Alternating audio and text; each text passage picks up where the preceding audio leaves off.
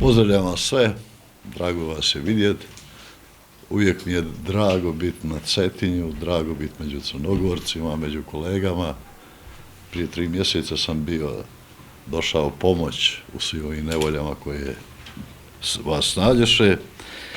Na sva 3 ova skupa sam bio i uvijek su moje teme bile hrvatsko-crnogorske, pa naravno i srpskih elemenata ima jer kultura je neraskidiva.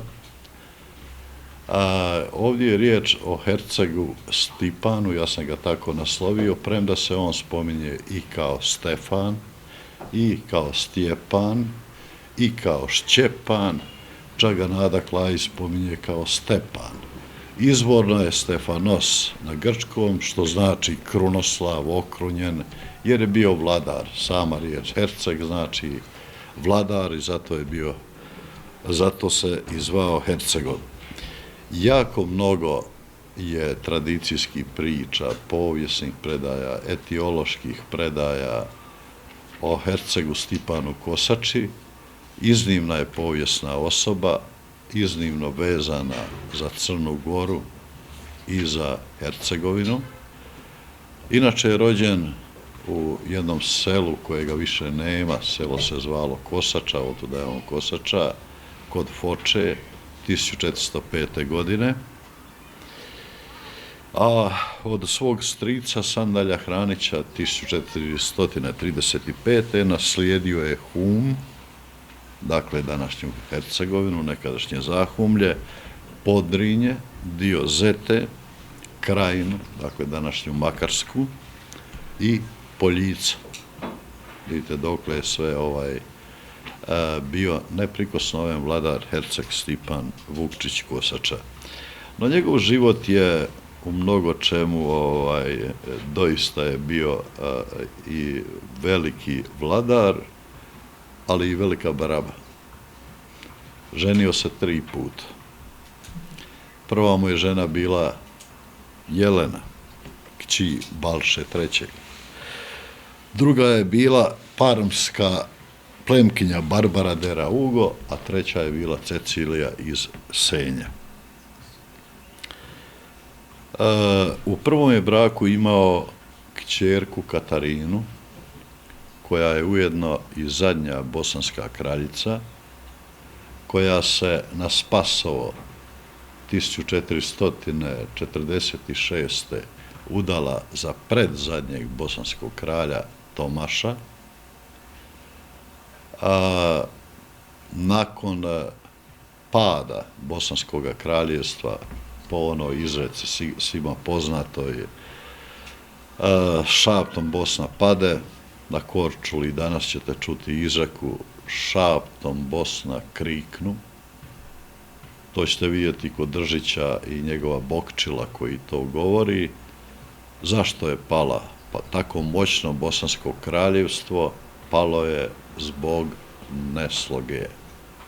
Upravo književnost i služi za to da učimo iz svoje prošlosti, da vidimo gdje smo to griješili, kako se te greške ne bi ponavljale, ali i da naučimo ono što su naši pređi časno i slavno učinili, kao što je to Crna Gora, kao što su to sve zemlje u okruženju.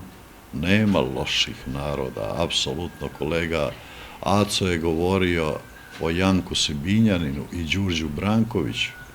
Đurađ Branković je zarobio Janka Sibinjana, o kojem govori najstarija Bugarščica, jer se ona tako izvorno zove, i danas u srpskoj tradiciji je prokleto Brankovića koljeno. Upravo zbog toga, jer taj Branković, malo odoh od svoje teme, ali sve u tom kontekstu, a nije dopustio Skenderbegu ili Juriju Kastriotiću da dođe u pomoć Janku Sibinjanu, koji je duboko bio prodro na Kosovo, skoro ga je oslobodio. 1448. po povratku ga je zarobio Đurađ Branković i tako dalje, no kad je riječ o hercegu Stipanu Kosači, Rekoh, njegova kćerka, kraljica Katarina, je u katoličkoj crkvi beatificirana. Ona je umrla u Rimu, počiva u Rimu. Djeca su joj zarobljena, Sigismund i Katarina, djeca od 12 i 14 godina, dakle unuci hercega Stipana Kosače. I ona je umrla 25. listopada 1478. u dubokoj patnji u 54. godini života, pateći za svojom djecom koju nikada više ni vidjela nije. No, herceg Stipan Kosača, takav kakav je, i povijesne predaje kažu da se pojavila neka, baš navode, pohotna Firentinka, i herceg Stipan ju je odmah odveo u svoju ložnicu. Njegova supruga, razočarana time, pobjegla je u Dubrovnik. Ali kada je herceg Stipan ženio, inače imao sinove Vladislava i Vlatka u ovom prvom braku, treći je bio Stipan koji je prešao na islam, o tome nećemo imati vremena puno govoriti. Sin Vladislav, kad se ženio, u crnogorskoj tradiciji kažu da je herceg Stipan obljubio nevistu na planini koja se danas zove Ljubišnja. Upravo po tome se, kažu, prozvala Ljubišnja. No i samo mjesto Tuganje je također vezano uz hercega Stipana, dakle sam taj naziv uz hercega Stipana Kosaču. A njegov sin Vladislav se tada povrijeđen, pobjegao je u Dubrovnik i Dubrovčani su nagovorili ga da zarati protiv oca. I došlo je do tog sukoba. Dakle, govorim o svim tim nedaćama koje su naši pređi proživljavali i da naučimo iz tih grešaka da se one više nikada ne ponavljaju, što Crna Gora, evo i ovih dana uči, što učimo svi, treba učiti cijeli život. Ali Vladislav se poslužio jednom taktikom, tako što je svojoj vojsci, kad su došli u Podveležje, zapovjedio da svaki vojnik napravi po jednu vatru, da volovima u rogove stavi svijeće, i kad je herceg Stipan, koji je inače imao kule u Blagaju, iznad Ljubuškog i iznad Vrgorca, i te kule su bile strateški važne, on ih je gradio, i on je živio u Blagaju prije nego što je živio u Mostaru. Tako kada bi išao neprijatelj s istočne strane, zapalila bi se vatra u kulu na Blagaju, ovi bi iznad Ljubuškog vidjeli, oni bi zapalili, dali znak onima iznad Vrgorca i tako dalje. No, herceg Stipan je tada svo svoje golemo blago natovario, na mazge, na konje i tako dalje, i pobjegao u Dubrovnik. Dubrovčani, mudri kakvi su bili, nagovorili su ga, kad je ulazio u Dubrovnik, da potpiše, prođe herceg i proćera blago.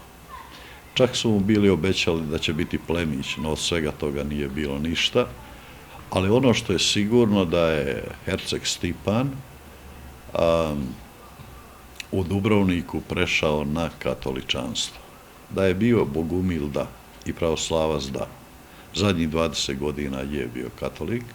Nije to važno, ali spore se mnogi. Vi znate da se danas se politizira tako, između ostaloga i to.